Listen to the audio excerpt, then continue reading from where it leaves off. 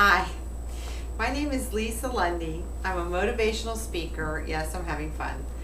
A mother, and I'm also the author of the Super Allergy Girl Allergy and Celiac Cookbook. Here to talk about one of my favorite topics, which is sleep.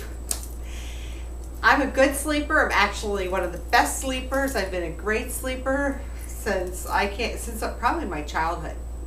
But the truth is that we live in a stressful time where people are experiencing great sadness, great suffering, and a lot of real tragedy.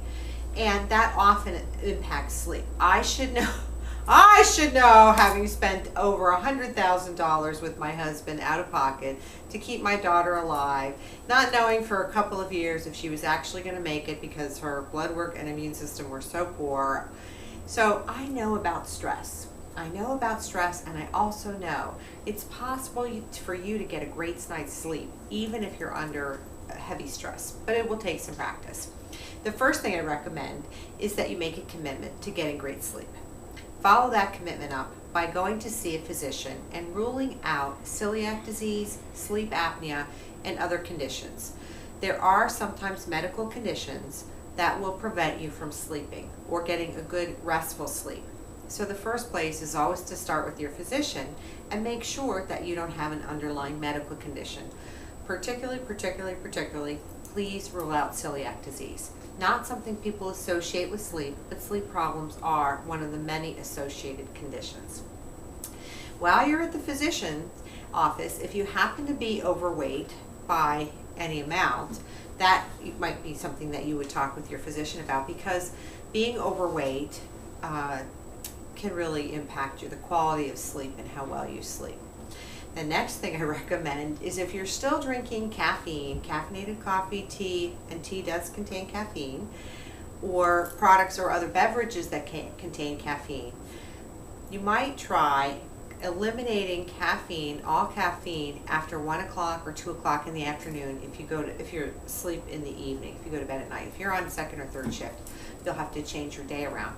For some people, myself included, I found sometime many years ago, I had always been able to drink caffeine. I drank about as much as anybody else. And then one day I woke up and realized that I couldn't drink caffeinated beverages if I wanted to sleep really well at night. And so I dropped them out of my diet. I actually don't drink anything with caffeine unless I'm at a conference and that's all they have, but usually they have decaffeinated. It can really impact your sleep, the quality of sleep, and if you're having trouble sleeping, that would be one area to explore and investigate. Certain foods and beverages, the next item, can impact your sleep. Now this might sound like, where did I get this? Well, my second child was very dry early on, and what I discovered after we started taking him to bad fast food restaurants, that certain food dyes in some of the beverages would make him wet the bed. Obviously, wetting the bed is disruptful to sleep. So what we discovered was there were foods that could impact bladder control and sleep. And my first child, something like apple juice or the chemicals that were in the apple juice that the school gave him caused him to have nightmares. Hard to believe, I know. But it was what we figured out that was the source of the problem, and anytime we would reintroduce those foods, we would end up with bedwetting or nightmares. So foods or food sensitivities, food intolerances, and certain other foods can definitely impact your ability to sleep. So again, you could see a physician and look at non-IgE mediated allergies or intolerances or sensitivities to see if that could be disrupting your sleep. A known tip is not to exercise too close to bed. Nothing more we need to say there. That's just a no-brainer. Some people don't think about it. The next thing I'd recommend is to evaluate your room. Is your room conducive to sleep? Is it someplace where you'd want to go and relax? Is it clean? Is it organized? Is it neat? Is it, someplace that's welcoming? If it's not, go to work, get in action, clean it up, and get it organized. Even if you just move stuff to another area of your house so that your bedroom is inviting and conducive, that's going to be worthwhile. The next thing is stress and problems can negatively impact sleep. Duh, of course. So if you're in a high stress situation, then I would recommend that you consider doing a gratitude journal. It doesn't have to be a journal. You can just take a piece of tablet paper or tablet and write down before you go to bed at night the things that you're grateful for. And while you're doing that, you can make a whole long journal entry. One of the top things I always recommend to people is this phrase that I say, saying, clear your head before bed. If you clear your head before bed, then when you put your head on the pillow, you don't have all these thoughts rummaging around in your head. I do a list every week and frequently do a list at night for the next morning of what I need to accomplish. That gets thoughts out of my head, things I don't want to forget, things that need to be handled. So clear your head before bed, and that's one way to not have things going on, bad dreams, what have you. So clear your head before bed, and if need be, if you're under a lot of stress or have some difficulties or obstacles or challenges that you are facing, consider a gratitude journal or a journal. The next thing is, are you sleep deprived? Studies and research are showing that more and more Americans are getting less sleep and are more sleep deprived.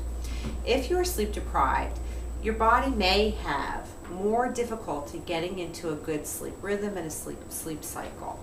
So the more you can get the proper amount of sleep, the better your chances are for probably getting a good night's sleep.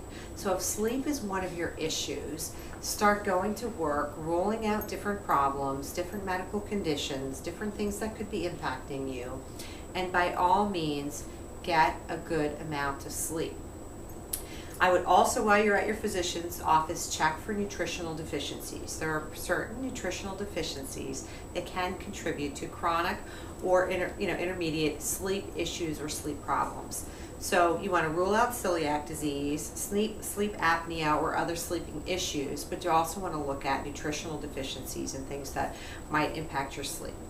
The last thing I would recommend is to look at, I know I'm having so much fun, to look at what it is you say about sleep to yourself and to other people. I say I'm a great sleeper, I can sleep anywhere, if I'm visiting or traveling and I'm camping, wherever I am, I'm a great sleeper. And that's what I tell people. And guess what shows up? I'm a great sleeper.